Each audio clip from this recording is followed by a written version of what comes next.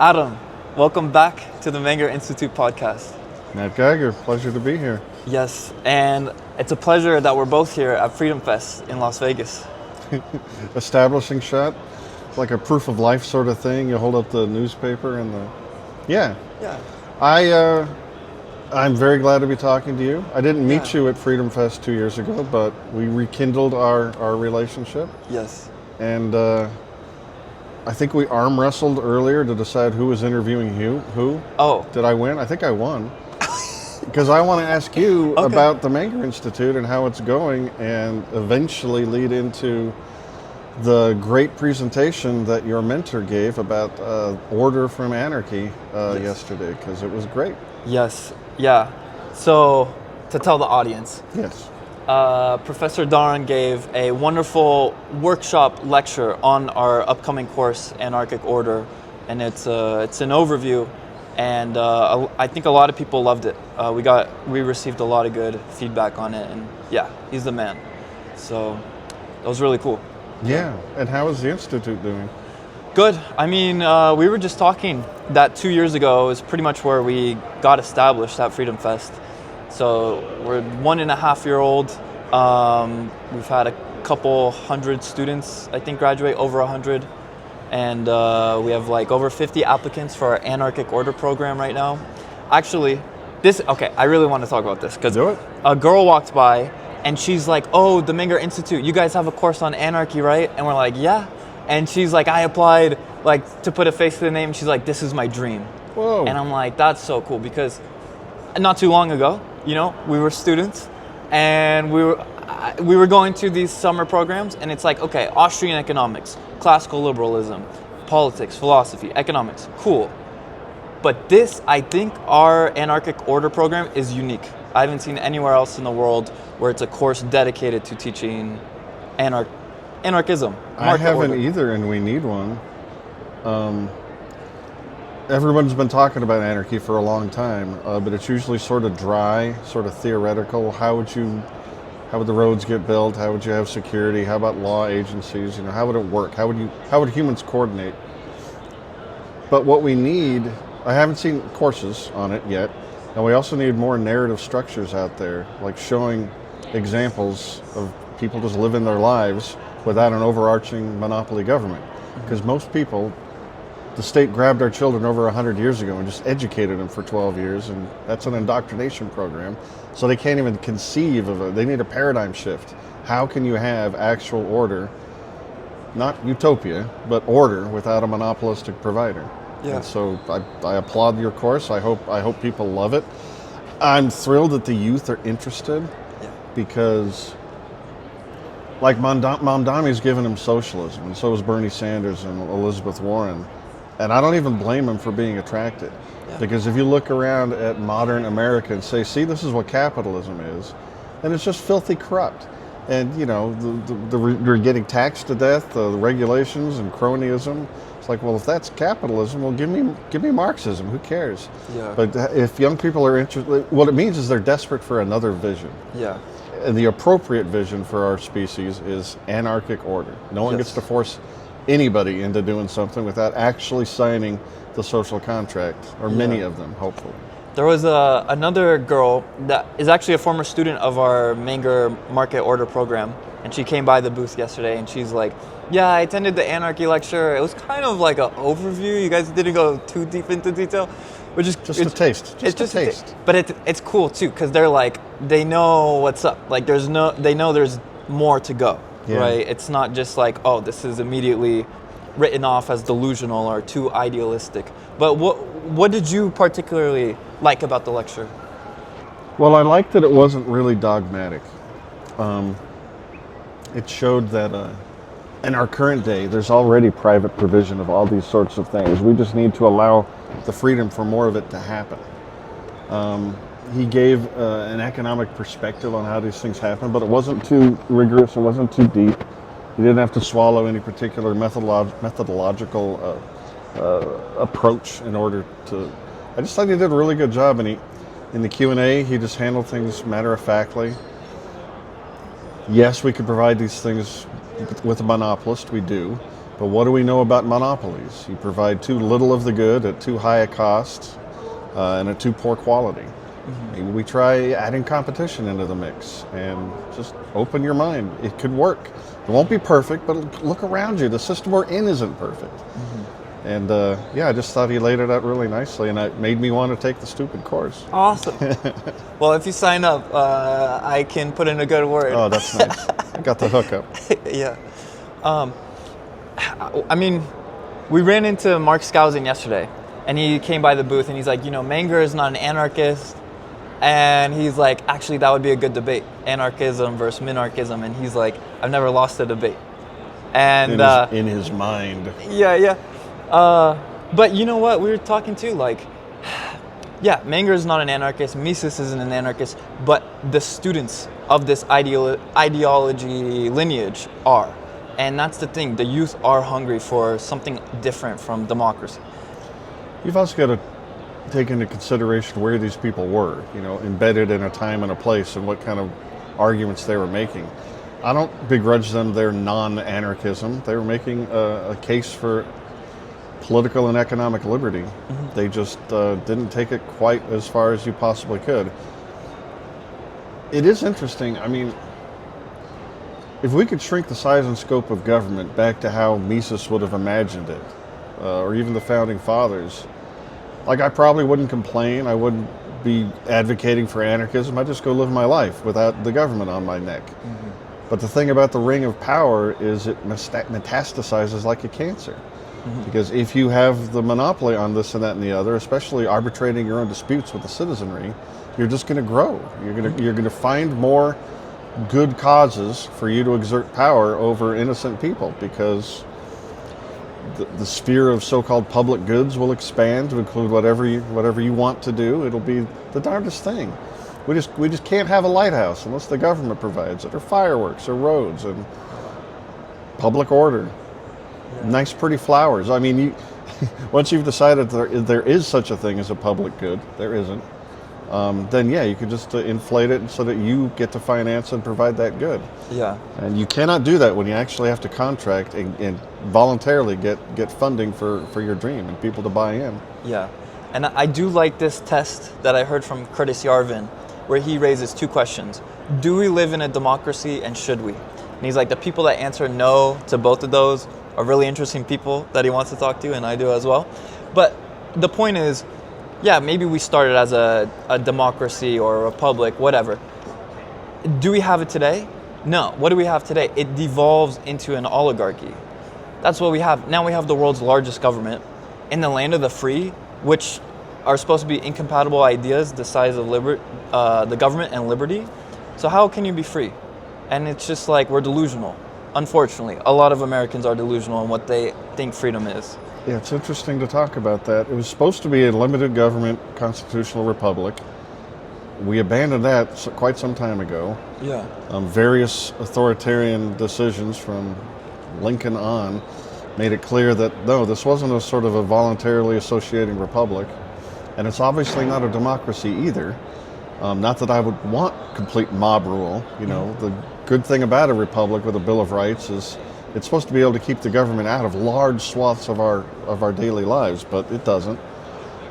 And to your point, now any entity that's control of $7 or $8 trillion worth of spending a year, they're not going to allow the ballot box to let some guy get in there and take that away from him. They'll blow his head off.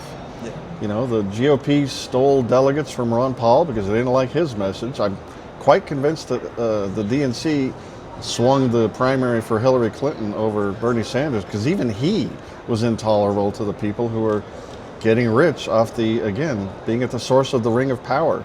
It's a pretty good gig if you want to sell your soul.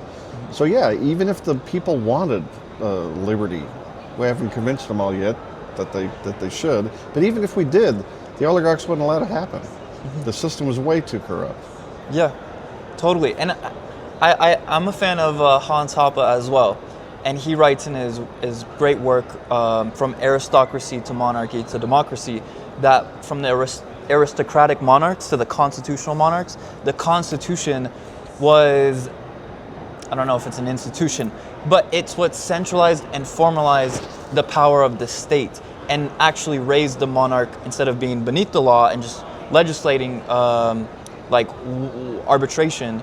He became above the law and began to like create laws and change laws, and then from monarchies to democracies. And so it's like even the Constitution is questionable, and Oh yeah. it's interesting too to have that debate going on with like the people who are constitutionalists and support that. Like, I think they're a little bit delusional. There's a famous Lysander Spooner quote, I think. Either the Constitution was structured in such a way as to allow the monstrosity we suffer under, or it was hopeless to prevent it, powerless to prevent it. Yeah. And I think that's true because human nature, we respond to incentives, and the incentives given to a person in control of this much power, any power really, we corrupt ourselves. We're not supposed to have that kind of power over our fellow man. What we're supposed to be able to do is trade, have conversations, and trade amongst one another peacefully. And anything short of that is just us fighting, whether it's with sticks and guns or the ballot box. We civilize ourselves into thinking that we're not fighting when we're really fighting. And it would be nicer if we were more honest. what do you think goes through the conservative mind when he still advocates, a small government, but also a constitution? And when you're rejecting one or the other, either an anarchism or being a society without a constitution, how do they kind of square that circle, or is that possible?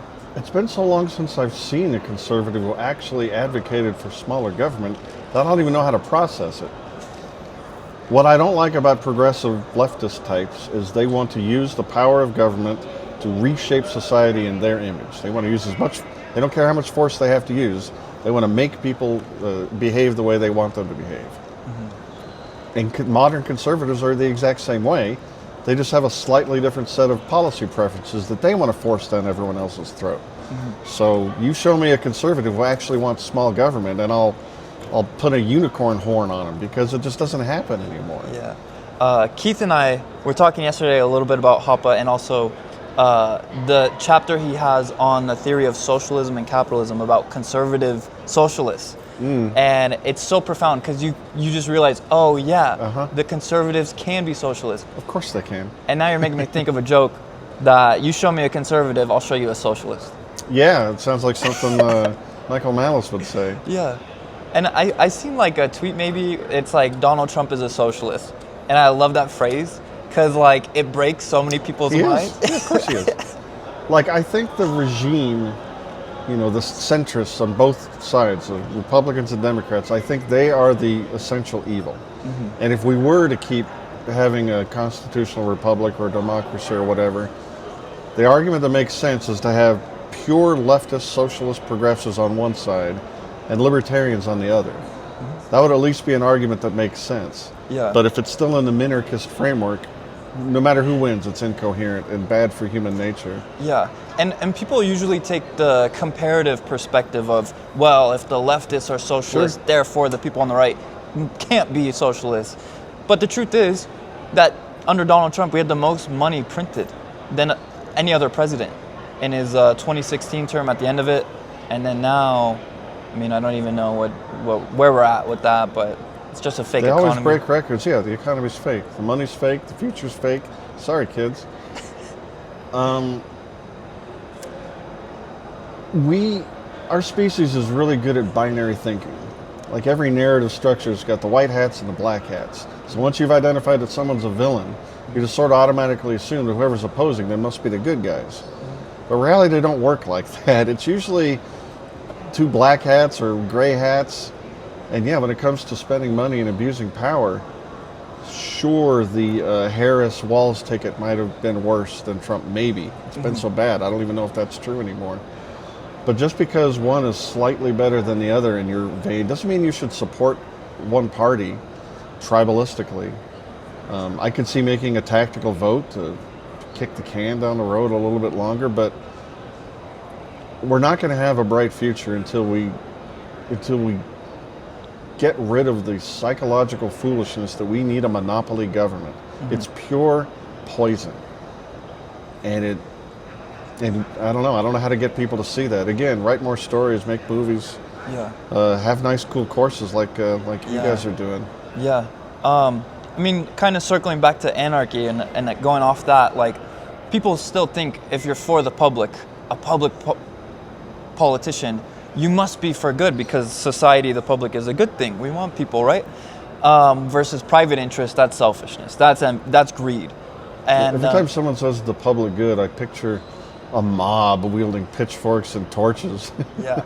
And at the same time, the inverse is people, when they hear anarchy, think that's chaos, that's violence. That someone even today, we're like, oh, we offer a course on anarchic order. She's like, oh, do you just teach people how to riot? Yeah, how to make a pipe bomb and throw it. Yeah. And it's like, oh my God, like, what do you think the government is? You know what I mean? Pure force. We're teaching peace, prosperity, market order, and as an alternative to government monopolistic provisions of goods and services, like security, arbitration, mediation, justice, education, medium of exchange.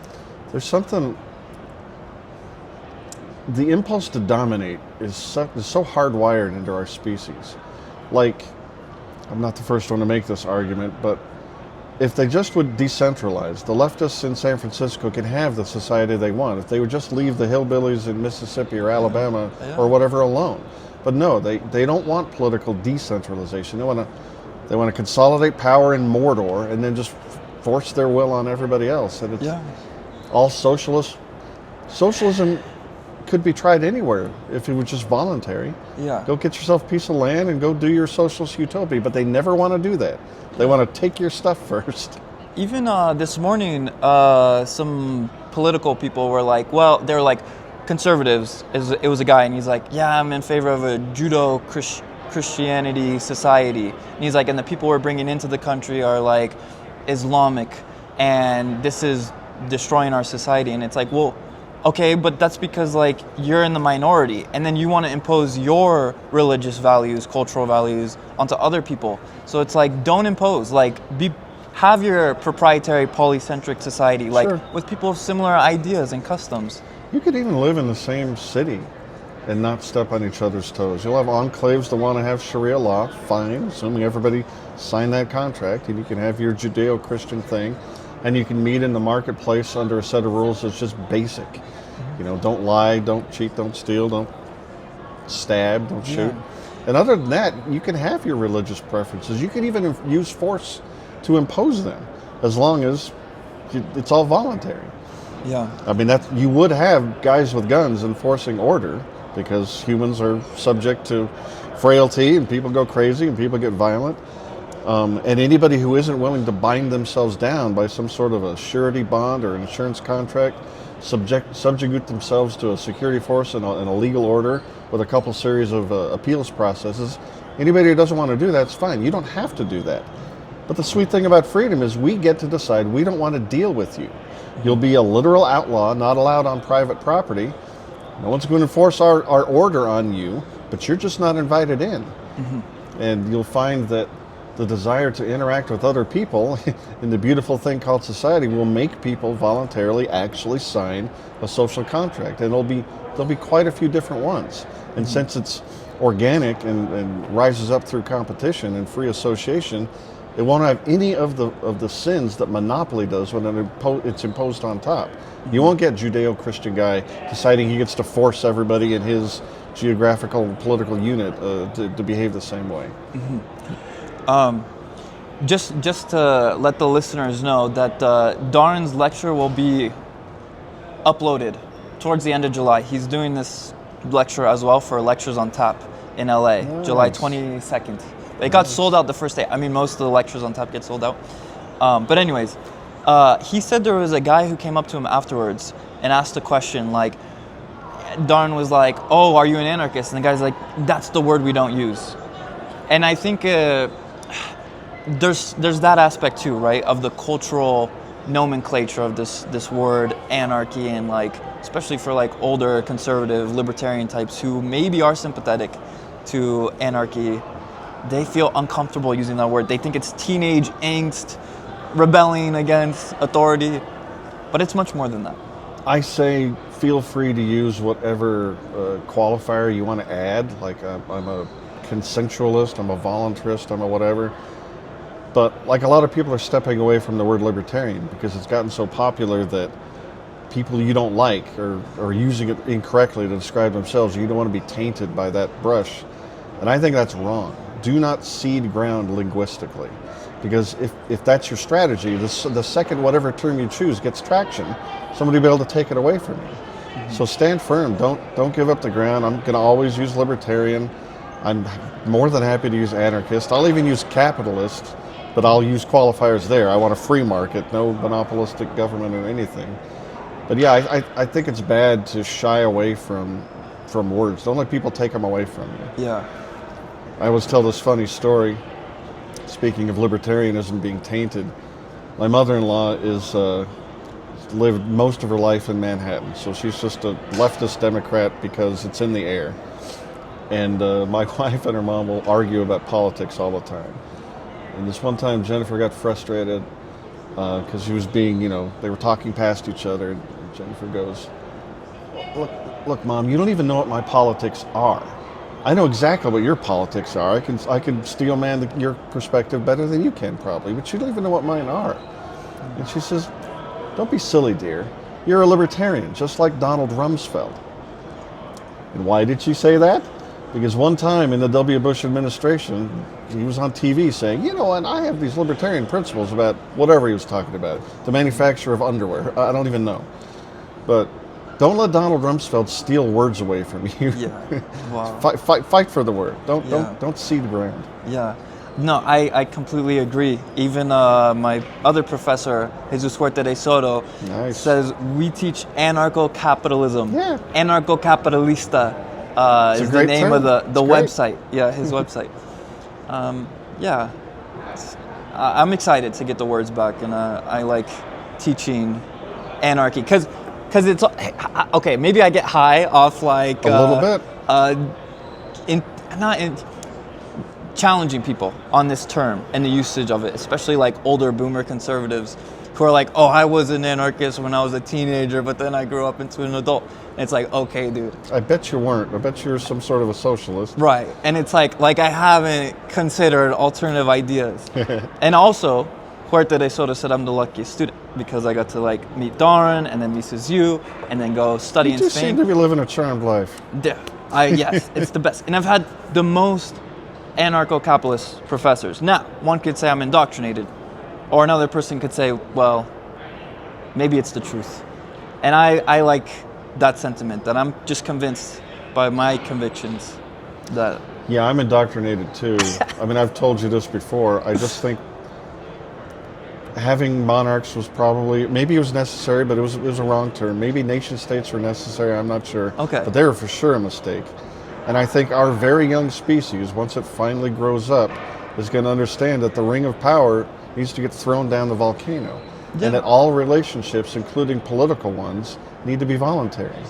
It's the economic means, not the political means, as Franz Oppenheimer famously said. And like you're saying, this political platform means that the cost to waging wars, to taxing people, is lowered. You can't throw it off on anybody else. You got to pay those costs. Right. And so you remove the platform. Now you don't have people running political parties, nation states, waging wars across the world because it's too expensive, and it goes against actually what people want. But right now, domestically too. I mean, it's expensive to go send men with guns to harass people for being prostitutes or whatever, or Johns. Yeah. If you actually had to pay that actual cost, including them fighting back, maybe you'd think, maybe I should just mind my own business, and we'll have different rules in my community because that's what we all signed up for. Yeah. But I'm not going to go across town or across the continent and start telling other people how to live their lives. It's barbaric. Yeah. And expensive. Yeah. Speaking of prostitutes, my mom, who I love, who will probably watch this, is a very Christian conservative woman. I thought you were going to say she was a prostitute. Speaking of prostitutes, Mom. No, but I don't know. She's I think been influenced by some of the human trafficking propaganda. It's a problem. Well, it's a problem, but I think there's a lot of propaganda that goes into this because then it justifies imperialism either internationally or domestically. Yeah, it's true. Whatever extent the problem exists, the people who want power to fix it are gonna exaggerate that Sure. problem. Right. Yeah. And I'm sure there's things going on like this, but I mean, it's a case. Look at economics, the economics of prostitution. If it's illegal and operates in the black market, Yeah. then you're gonna have more human trafficking. You So I'm have like, to. if this is a problem, then just decriminalize prostitution. Same thing with drugs. Why are the cartels so powerful in Mexico? Because the drugs are illegal, and so they operate in the black Nobody market. wants to hear this, but you get rid of all the crime problems of drugs, the impurity problem of drugs, overdoses. You get rid of all that stuff, violence on the street corners. Stroke of a pen, just make it legal. Yeah. Because do you think these gangbangers or these narco terrorists going to compete with Bayer and Tylenol? No. No. No. And people. It's the prohibition that makes the violence, not the Yes. not the substance. And the danger of the substance from the prohibition. Yeah. Where it's like, you don't know what you're taking. You know what I mean? A beer, a whiskey, a vodka, I know what I'm getting, my alcohol percentage. I see it right there. I don't know if this is marijuana, meth, or fentanyl. I think there's a term for that. It's the iron law of prohibition. Anytime you make something illegal, in order to smuggle it, you're going to get more concentrated drugs in a smaller package. Yeah. So now we got these little teeny tiny amounts of fentanyl that can kill a city block. Yeah. And no matter what the society's proclivities for drugs are, I think ours are unhealthily high. But whatever they are, it's worse when you add prohibition on top of it. Yeah. It's culture that makes people not want to. Fix the money, you'd have less people wanting to get high. Yeah. Fix the money and give them a reason yes. to think, I can have a future. Yes. Yes. Money, financial stressors, and war drive people to drugs. Yeah. And then sometimes drugs lead to overdoses and That suicides. and K-pop. And K-pop. Those three things They- drive people to overdoses. Maybe not the people who get high from the K-pop and Oh, really I dance. see and what you enjoy did there. it. Yeah. But I want to talk to you about energy, because I was thinking about this and I want to see what you think. This event, Freedom Fest, wonderful event, I think gives people encouragement and energy that lasts them a whole year, and it keeps them coming back, meeting so many like-minded people who share liberties, similar concerns. And I want to ask, how you enjoy this event, what this event may mean to you, and how it makes you think and feel about the world. Yeah, I'm lucky because it's been in Las Vegas every year, and I live in Las Vegas. I think it's coming back every year too. I'm not sure, Okay. but I heard a rumor. I think events like this are wonderful. You get to hang out with and interact with like-minded people, and that helps. The Libertarian Party of Nevada does meetups every other week, and part of that is just community. Recharge your, if you're out there in some statist workplace or your family, recharge your batteries by just talking with people. I've been on the Contra cruises that Bob Murphy and Tom Woods did. I went on all of them. And I joked to Tom that these cruises are the best thing you've ever produced, including your children, because they give people this week of just being with people that are like them and establishing friendships and connections. Humans need that stuff, and libertarians are lonely. Anarchists are even more lonely. So, yeah, getting to, a lot of people are here to sell stuff, gold and Bitcoin and financial this and that and the other, and political stuff. But just the community, the connection, we need more stuff like this. Yeah, Absolutely. definitely. Well, I apologize for hijacking what I thought was an interview for you. You brought the recording equipment, so I guess that's Okay, fine. but we can collab post on Okay, this. yeah, we'll do that. Yeah. So, what else is on your mind? What else is on my mind? I don't know. I just watched a debate about free will and determinism. But if I start going down that rabbit hole, this is going to get way longer than you want. I don't know. Like in the seminar that you did, or the presentation, the eternal question is, how do you get from where we are, this massively statist world? Mm-hmm. Again, if any politician came to try and fix it, they'd cap it. I'm sure of it. How do we get from here to an anarchic world, a peaceful world? And I don't know, but I usually think that it's going to be the way empires fall, because they overextend themselves militarily and financially. And I think there's going to come a point where we're 60 trillion in debt, and who knows what's happened to the dollar. And I think DC will just not be able to rule us anymore. Yeah. And when that happens, we already have a lot of the private institutions that can do what governments do, but better. They're already kind of around. And I think when that happens, hopefully, as one bad system sort of ebbs away, we'll get a rise up of private institutions. We just have to hope that people like your institution have, in my podcast, and Bob Murphy and Tom Wood, Stefan Kinsella, Hans Hermann Hoppe, hopefully they have got these Rothbardian ideas out there such that when power from the capital recedes, it's not replaced by little warlords. Hopefully we'll have learned that dealing with each other voluntarily is way better than the political means, which is just violence. Mm-hmm. It'd be nice if that was in the zeitgeist, so when people finally saw that they had a choice, they'll choose wisely. Yeah. I mean, maybe I'm becoming idealistic, but I do believe... You came out of the womb idealistic. But there is a strong correlation that I saw in Peter Boss's book, The Road to Freedom, of freedom and liberty that correlates to wealth and knowledge. And technology. Yes. And the more we have of that, the more human freedom we have. Again, I'm Mom Dami aside, the fact that so many people that are younger grew up on the internet, that's great for teaching people about the power of decentralization. They grew up with Bitcoin. Yeah. That's a strong intuition pump for freedom over monopoly institutions. That's a good sign. We get wealthier, we want freedom, we have the technology to get around. Like, look what PayPal did to get around the banking system. Look what Bitcoin did. Mm-hmm. Look what cell phones did to get around the old, steel and cable telephone system. So maybe we'll just innovate our way around it. That's what I'm thinking. You look at the Soviet Union, it collapsed, and there's still people advocating to return to the Soviet Union. We'll probably have that. Sure. People advocating for this return of the American empire. Sure. But you know what? God bless them, I think we will have just new inventions, technologies that's just going to be so liberating that you can't put back this empire once it. I'm inclined to agree. Again, the internet is just.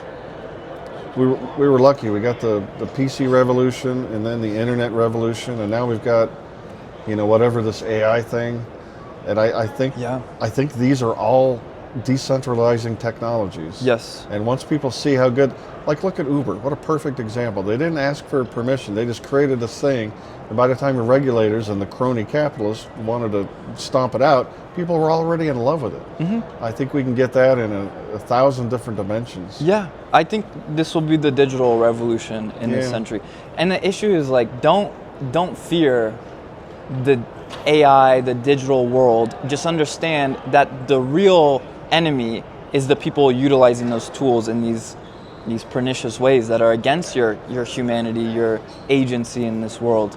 So I think if we embrace more of these digital technologies like AI and digital monies, cryptos, etc., then we're gonna be more liberated from the nation state. Yeah, there's no reason to be afraid of them. They're tools.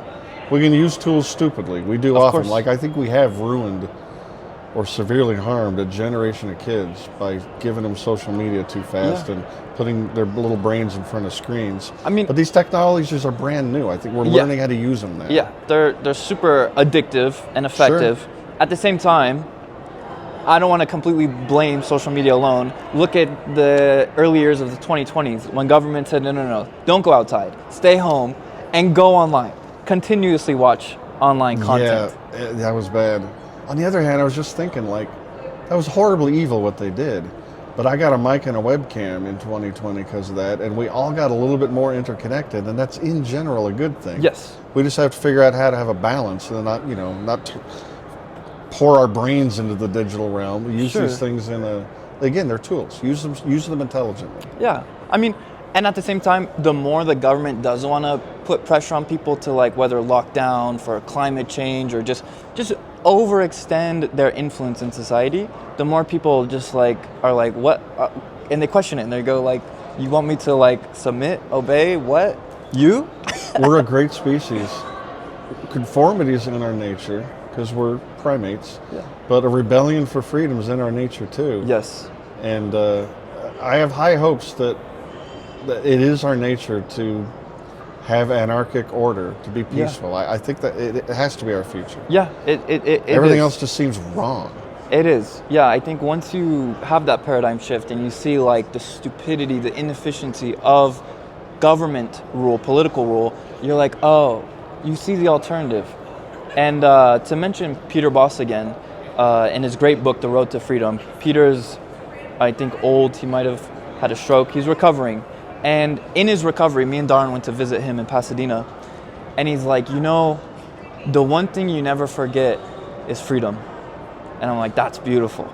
He's like, you can forget everything else. He's not really remembering, but he's like, you don't forget freedom. And he is from Europe. He lived through the Holocaust. Wow. Yeah, and wrote a beautiful book. He's still writing. We were talking about how to get from here to there. One incremental step that we could do within 5 years is get school choice everywhere. Like, we should abolish the entire government education system. But if you at least gave the parents the means and the social permission to get their kids out of these indoctrination centers. People are so status now after 100 years of this, but can you imagine 20 or 30 years after we give everybody school choice and then try and tell them that the government's needed for all these things? I think they just laugh at you. Yeah. Get these kids out of these schools. They're poison. Absolutely. That frustrates me. Just like the inefficiency, the time wasted, the homework. It's crazy. Yeah. And so many people are doing these homeschools, micro schools, all these. You could adapt the course for the kid, both in content and the time. It's a Prussian model, for crying out loud. We're literally using a Prussian model to teach people, and it's so stupid. Yeah. And destructive. And one thing Darren said in his lecture yesterday that like was profound for me was he was mentioning preferences, and he's like my preferences shouldn't be undermined or dismissed if even 100 people had alternative preferences or 100 million people. Yeah. My preferences are always like more superior in my opinion. And the problem with schools is they teach you to conform to the class, to the teacher's authority. They demand it. And if you don't, you get punishment. And it's just like, wow, we're rewarding this conformity, submissiveness. You will hear statists come back at you, though, and go, yeah, but, I mean, what do you want? A bunch of lunatics running out there naked and throwing their feces? I mean, you need some conformity. But you got to say, yeah, but it's not like we want people to have their preferences and not have those mitigated by anything else. No, of course there's pressures. You have to pay for your preferences, and other people have to be willing to deal with you. Yeah. That's why you mitigate your most base preferences. Yeah. Because otherwise, it's slam the door. You go out there, lunatic. Yeah. Market private preferences. Yes. Versus political. And it internalizes the externalities to get back into economics. Yeah. Having the right political institutions, and I think anarchy is the one, solves all these economic conundrums, these market failures, these public choice theory problems. Yeah.